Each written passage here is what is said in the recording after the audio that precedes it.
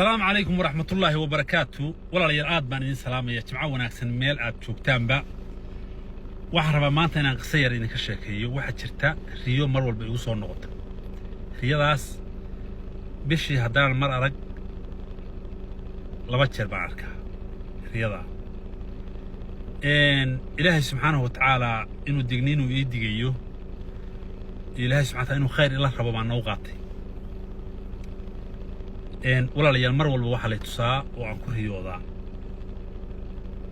duriyada reer Sheekh Isxaaq iyaga oo maartay bacsanaya oo dad badan oo sida ay bacsanaya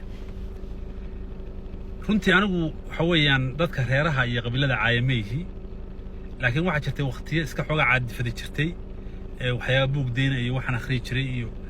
maartay madaxdu aan wax ku ororan jiray waxyaabo noocaas ah jiray laakiin intaan waligay meel soo fadhiistay reer Sheekh Isxaaq saasiyiin ama qabiil Soomaaliyeed ma caayin ilaahayna subxaanahu wa tacaala ima ka soo taas marka inaan cafis ka qaato oo aan cafis weydiisto ayaa ilaahay subxaanahu wa tacaala uu riyada igu soo celinaya sida anigu aan u fasishay waxa laga yaabaa dadka qaybtood xumaanta markaad wax u sheegto inay markaba si kale u gediyaan odaygu ma hargeyso aadaya iyo ma halkan u socdaa iyo maya saas ma sheekado waxa ilaahay ugu ogyahay ilaahay iga sarreeyay baan ka sheekeynaya marka waxaan ka codsanayaa duriyada reer Sheekh Isxaaq madax iyo majo yar iyo weyn meel ay joogaan beenayska ka cafiyaan adduunkan ayaama la joogayaa qofkii shalay maartay kula joogay berito uu dhimanayaa aniga meel la soo jira moogi qabriga haddaan tago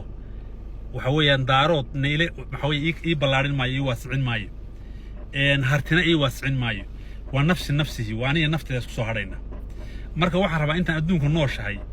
ماشي عدي وحكات السنة سبعة قف كستبع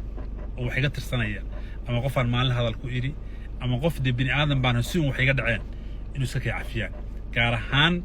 تريد هير الشيخ إسحاق وحنلاقي هاي إنه كنا وحي على ترى عفس بيدينهن أنا وحي عن الكويري عافية إن شاء الله بإذن الله الكريم إلهي هاي المبركيو وحنا يدين بلن قاضي قف كست ومسلنا والصوماليات ميل بلوشوا وهير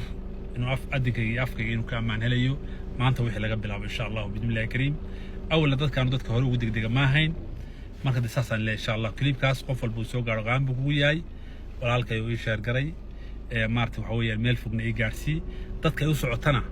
وجود بيو جارسي إن شاء الله السلام عليكم ورحمة الله وبركاته.